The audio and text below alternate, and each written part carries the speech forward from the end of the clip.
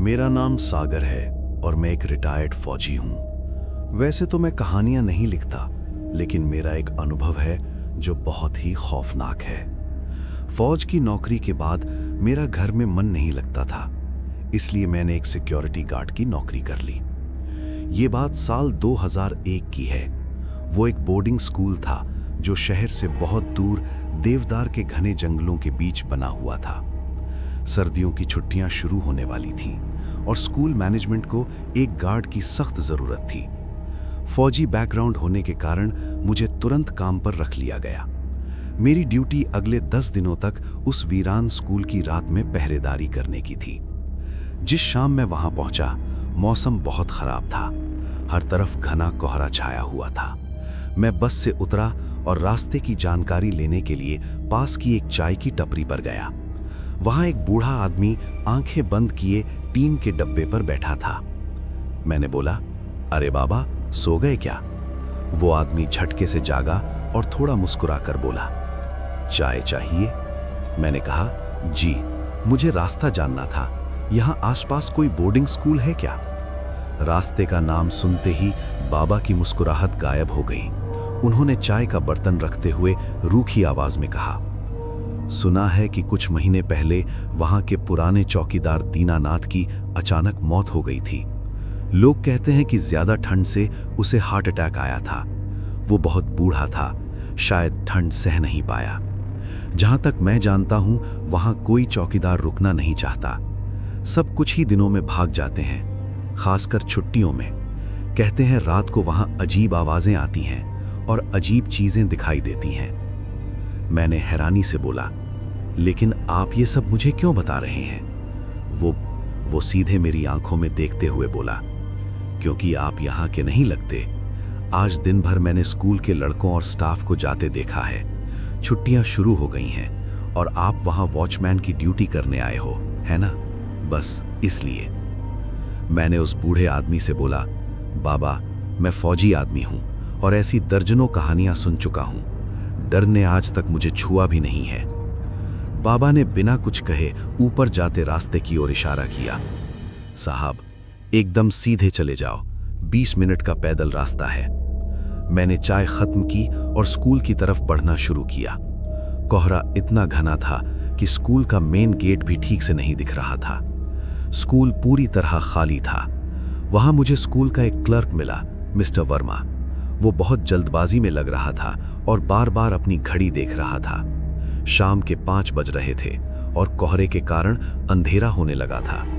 Mister Verma के माथे पर पसीना चमक रहा था। उन्होंने नजरें चुराते हुए चाबियों का गुच्छा मेरी तरफ बढ़ाया और मिस्टर वर्मा ने कहा, सागर जी, मैं वर्मा हूं। ये मेन गेट की चाबी है, ये हॉस्टल की और ये लाइब्रेरी की। अभी मेरे पास वक्त नहीं है कि सब दिखा सकूं, लेकिन एक बात सुनिए। स्कूल के पीछे वाला जो पुराना विंग है, ओल्ड विंग, उसका ताला कभी मत खोलना। रात में उसके अंदर मत जाना। हो सके तो कल सुबह देख लेना। मैंने हल्का मुस्कुराते हुए बोला, क्यों साहब, ऐसा क्यों? मिस्टर वर्मा दबी जुबान में बोले, वहां मरम्मत का काम रुका हुआ है। इमारत कमजोर है, कुछ गिर गया तो खामखा मुसीबत हो जाएगी। और हाँ, सूरज ढलने के बाद पुराने विंग की तरफ कॉरिडोर में राउंड भी मत लगाना। जितना हो सके अपने गार्ड रूम में ही रहना। मैंने बोला, साहब, मैं फौजी आदमी हूं, चोर उचक्कों से नहीं डरता। मिस्टर वर्मा मुझे अजीब नजरों से देखते हुए बोले, सागर जी, चोरों का डर होता तो पुलिस को बुलाते, आपको नहीं। खैर, अपना ध्यान रखना। इतना बोलकर वर्मा जी तेजी से अपनी गाड़ी लेकर वहां से चले गए, जैसे कोई उनका पीछा कर रहा हो। अब उस विशाल पत्थर के स्कूल में मैं बिल्कुल अकेला था और मेरे चारों तरफ सिर्फ घना जंगल और गहरा सन्नाटा था। रात के 8 बजे मैंने गार्ड रूम में बैठकर अपना टिफिन खोला। सामने स्कूल की बड़ी सी बिल्डिंग अंधेरे में किसी सोए हुए राक्षस जैसी लग रही थी। मैंने खाना खाना शुरू ही किया था कि अचानक सन्नाटे को चीरती हुई एक आवाज आई, टन टन टन। स्कूल की घंटी। मैं चौंक गया। इतनी रात को स्कूल की घंटी कैसे बज सकती है? स्कूल तो खाली है। क्या हवा से बजी? पर हवा इतनी तेज नहीं थी कि भारी पीतल की घंटी बजा सके। मैं टॉर्च और डंडा लेकर बाहर निकला। मैंने चिल्लाकर कहा, कौन है वहां? घंटी की आवाज बंद हो गई, लेकिन अब एक नई आवाज आने लगी, जैसे बहुत सारे बच्चे एक साथ पहाड़े बोल रहे हों। आवाज बहुत धीमी थी, जैसे कोई क्लास चल रही हो। मेरा फौजी दिमाग बोला कि शायद गांव के कुछ आवारा बच्चे अंदर घुस आए होंगे। मैंने टॉर्च की रोशनी ऊपर की खिड़कियों पर मारी। पहली मंजिल के एक कमरे में मुझे मध्यम रोशनी दिखाई दी जो झपक रही थी।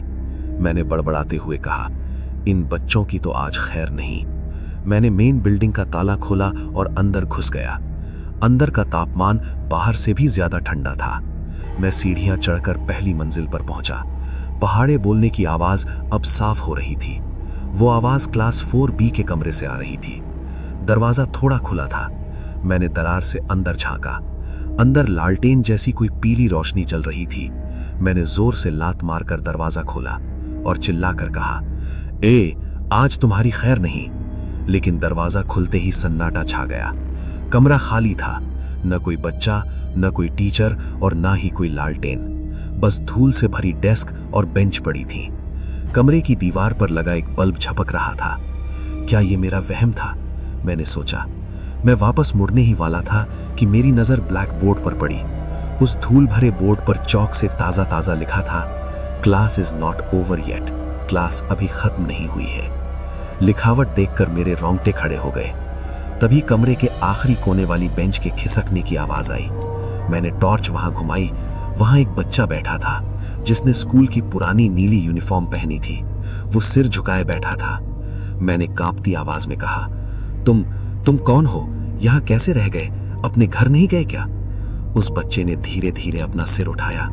सिर उठते ही हड्डियों के कड़कने की आवाज आई। जब रोशनी उसके चेहरे पर पड़ी तो मेरे होश उड़ गए। उसका चेहरा ही नहीं था, वहां सिर्फ जली हुई पिघली हुई काली खड़ थी। उसकी आंखें नहीं थीं, सिर्फ 2 गहरे काले गड्ढे थे। तभी अचानक कमरे का दरवाजा धड़ाम से बंद हो गया और मैं उस खौफनाक मंजर के साथ अंदर कैद हो गया। दोस्तों, आगे की कहानी हम अगले एपिसोड में सुनेंगे।